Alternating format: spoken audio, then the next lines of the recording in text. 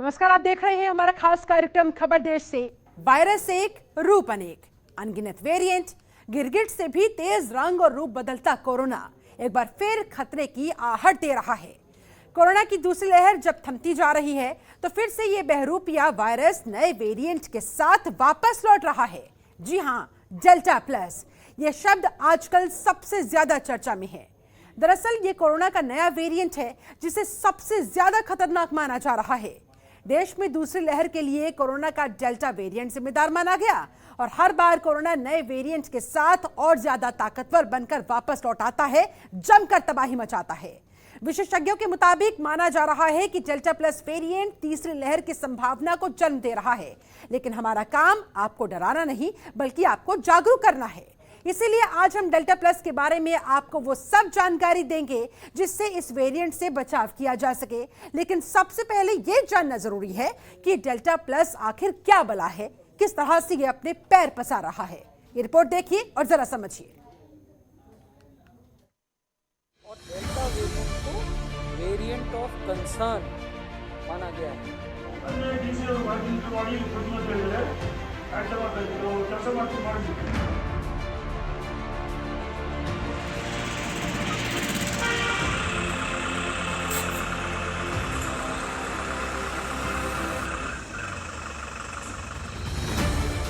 बहरूपीय virus का नया strain delta plus variant के साथ वापस लौटता कोरोना। देश में अब तक आए 40 केस। डेल्टा प्लस से आ सकती है तीसरी लहर। देश में कोरोना के केस जब घटते जा रहे हैं तो इस बहरूपीय वायरस का एक और खतरा सामने आकर खड़ा हो गया है। देश में दूसरी लहर के लिए जिम्मेदार कोरोना वेरिएंट डेल्टा एक बार फिर रूप बदलकर हमला कर रहा है। इसे डेल्टा प्लस का नाम दिया गया है। विशेषज्ञों का मानना है कि डेल्टा प्लस वेरिएंट देश में कोरोना की तीसरी लहर का कारण बन सकता है। केंद्र सरकार के मुताबिक देश में इस स्ट्रेन के अब तक 40 मामले रिकॉर्ड किए गए हैं। इस वेरिएंट के सबसे ज्यादा केस महाराष्ट्र में सामने आए हैं। इसके अलावा मध्य प्रदेश और केरल में भी इस स्ट्रेन की पुष्टि हुई है। इन राज्यों को अलर्ट रहने की सलाह दी गई है। डेल्टा प्लस वेरिएंट है वो अभी, और डेल्टा वेरिएंट को वेरिएंट ऑफ कंसर्न माना गया है, यानी वो सीरियस श्रेणी में है। डेल्टा प्लस अभी 9 देशों में पाया गया है। ये देश हैं यूएसए, यूके, पुर्तगाल, Switzerland, Japan, Poland, Nepal, China और रशिया, और भारत भी है। भारत में इसके 22 मामले अभी तक मिले हैं। अभी इसको वेरिएंट ऑफ इंटरेस्ट की श्रेणी में रखा गया है और वेरिएंट ऑफ कंसर्न की श्रेणी में ये नहीं है। भारत में जो मामले हैं वो रत्नागिरी और जलगांव 2 जिले हैं महाराष्ट्र के, वहाँ हैं, और कुछ छुटपुट मामले, ये 22 में से 16 मामले यहाँ हैं इन 2 जिलों में, और कुछ छुटपुट मामले हैं जो कि केरल में हैं और मध्य प्रदेश में। अब आपके मन में एक सवाल होगा कि आखिर डेल्टा प्लस क्या बला है, तो आपको बता दें, ये कोरोना का नया वेरिएंट है जो डेल्टा वेरिएंट से म्यूटेंट होकर बना है।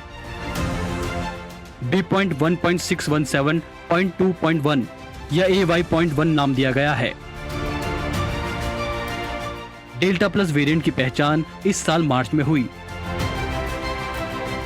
यूरोप ने सबसे पहले डेल्टा प्लस वेरिएंट की पहचान की थी। अभी तक डेल्टा प्लस वेरिएंट को लेकर ज्यादा रिसर्च सामने नहीं आई है।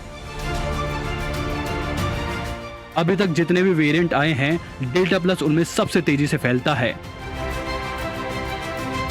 अल्फा वेरिएंट भी काफी संक्रामक है, लेकिन डेल्टा इससे 60% अधिक संक्रामक है। डेल्टा के 2 म्यूटेशन 452R और 478 के इम्यूनिटी को खत्म कर देता है। एक्सपर्ट्स को आशंका है कि यह तीसरी वजह न बन जाए। भारत में जब दूसरी लहर थम रही है तो डेल्टा प्लस के केस मिलने शुरू हो गए हैं। वैज्ञानिकों के बीच एक चिंता है कि delta plus variant delta variant से भी अधिक तेजी से फैल सकता है। ऐसे में ये तीसरी लहर का कारण बन सकता है। ब्यूरो रिपोर्ट, जनतंत्र टीवी।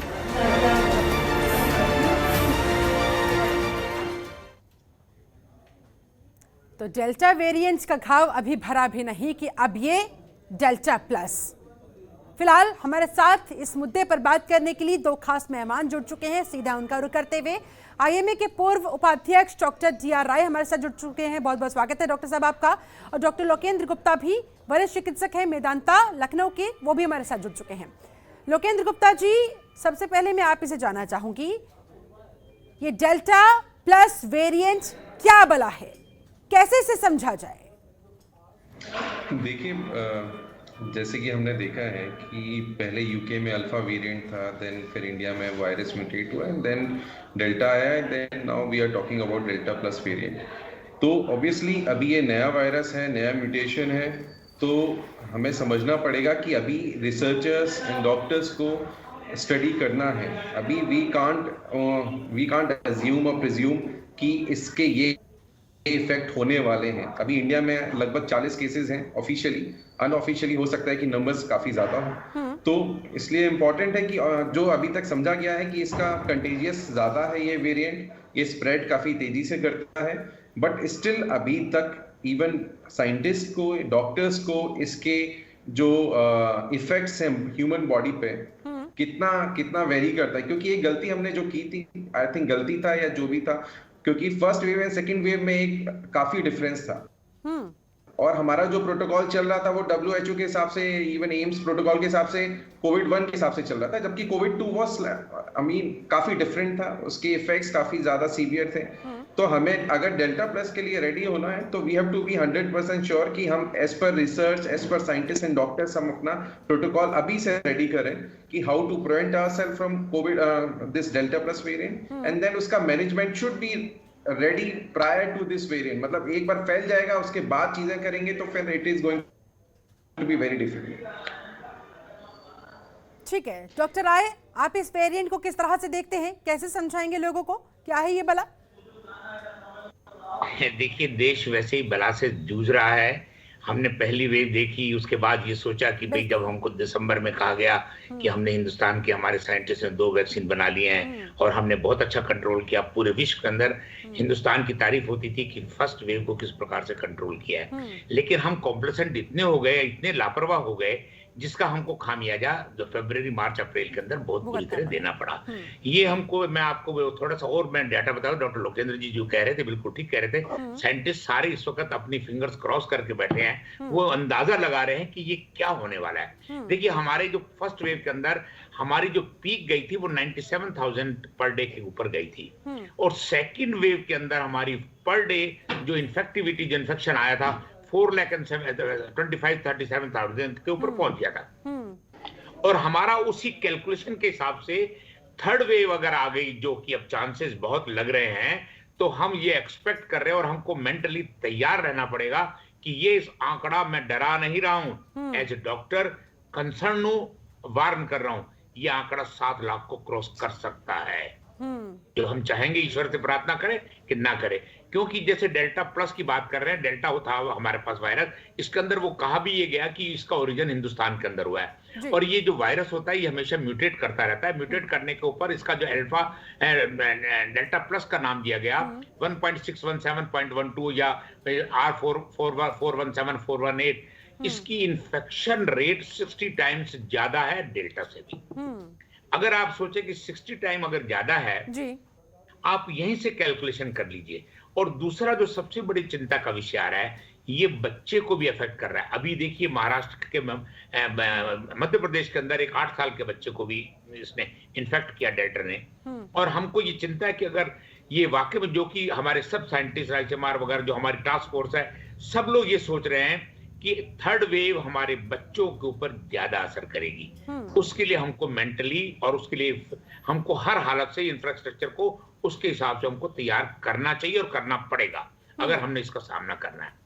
अच्छी बात है कि सरकार ने इसकी तैयारियां शुरू से पहले चालू कर दी है। 1 महीने से वो लगे हुए हैं कि अगर बच्चों के ऊपर इन्फेक्शन आता है तो हमको पीकू की जरूरत पड़ेगी, पीडियाट्रिक आईसीयू की जरूरत पड़ेगी, नियोनेटल आईसीयू की जरूरत पड़ेगी, और उसके बाद हम जो हमारे जो फ्रंट लाइन वर्कर जो पैरामेडिकल स्टाफ है उनको ट्रेनिंग भी देना चालू कर दिया गया है। क्योंकि देखिए आज करीब 1.5 साल हो गया है, हमारी डॉक्टर कम्युनिटी या वॉरियर्स जितने भी हैं इतने एग्जॉस्ट हो चुके हैं और वो किसी चीज को दोबारा एक्सपेक्ट नहीं करना चाहते। लेकिन हम लोग वायरस डेडिकेटेड एग्जॉस्ट होने का नाम नहीं ले रहा है, और ऊपर से डॉक्टर राय आपने जो ये तमाम आंकड़े बताए हैं, वाकई में दरअसल हमारे इस कार्यक्रम का भी मकसद यही है, इन आंकड़ों के जरिए लोग डरे नहीं बल्कि और अधिक स्तर पर जागरूक होने का काम करें।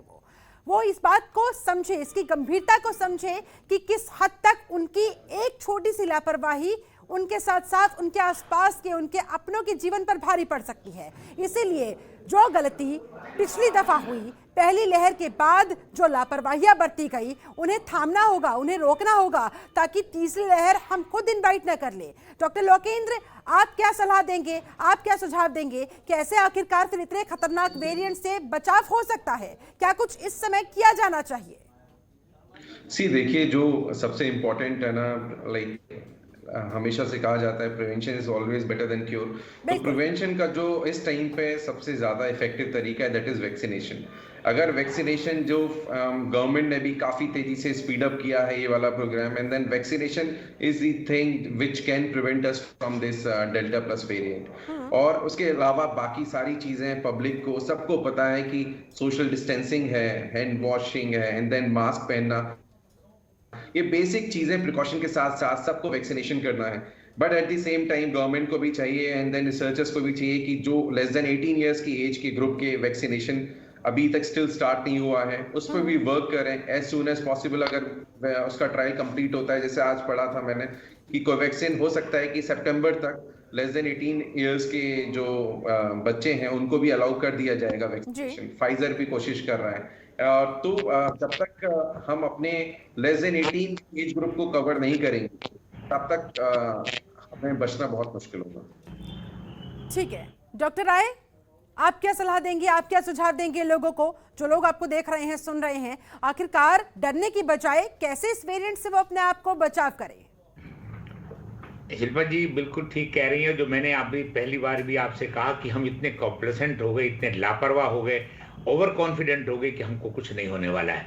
और मुझे आज कहते हुए दुख भी हो रहा है कि सेकेंड वेव अभी खत्म पूरी तरह से नहीं हुई है, नीचे आ गई है, और जनता को हमने सारा अनलॉक चालू कर दिया है। उसके बाद जनता की लापरवाही को देखते हुए बड़ा दुख होता है। सड़कों के ऊपर उसी प्रकार की भीड़ चल रही है, कोई मास्क का उपयोग नहीं हो रहा है, सोशल डिस्टेंसिंग खत्म हो चुकी है, क्राउडेड, हर जगह को क्राउडेड कर दिया गया है। अगर हम इसी आदतों पर बड़े रहेंगे तो कहा जा सकता है डॉक्टर राय कि हम लहर का सामना नहीं करते बल्कि खुद जाकर उन्हें इनवाइट करते हैं, लहर को खुद हम आमंत्रित करते हैं।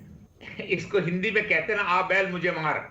ये वही कहानी है। मैं हमेशा शुरू से कहता रहा, मार्च अप्रैल से 2020 से कह रहा था कि आपको कोरोना कभी नहीं होगा जब तक आप घर से बाहर उसको लेने के लिए नहीं निकलोगे। तो भाई जब जरूरी नहीं है तो मत निकलो।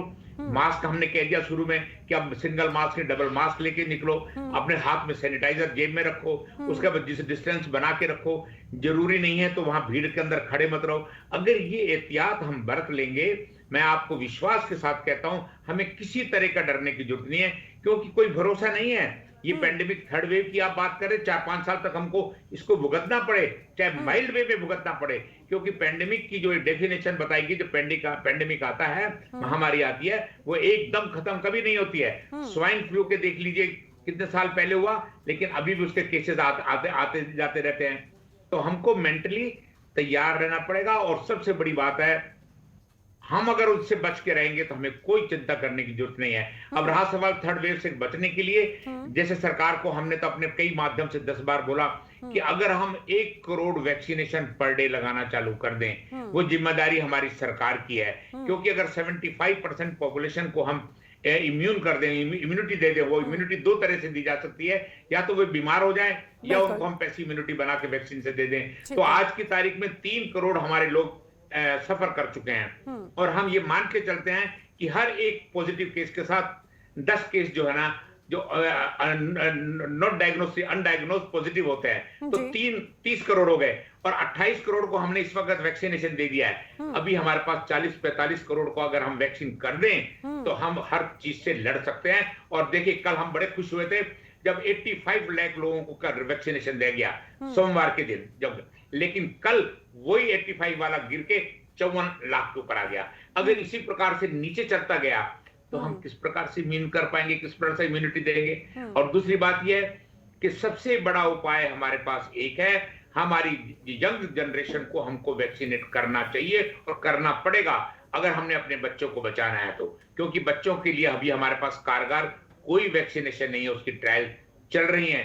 हम भी ये प्रार्थना करते हैं साइंटिस्टों की, हम दाद देते हैं कि उन लोगों ने अब 10 साल के बच्चों के ऊपर उसकी ट्रायल, 12 साल बच्चे से ऊपर की ट्रायल चालू कर दी है। लेकिन जब तक नहीं है, हमको हमारी मैक्सिमम पॉपुलेशन को इम्यून करना पड़ेगा। यानी कि डॉक्टर लोकेंद्र गुप्ता, ये हम बड़ों की ज्यादा जिम्मेदारी बनती है कि अगर हमें अपने बच्चों को बचाना है तो हमें अपने स्तर पर जरा सी भी लापरवाही नहीं बरतनी होगी।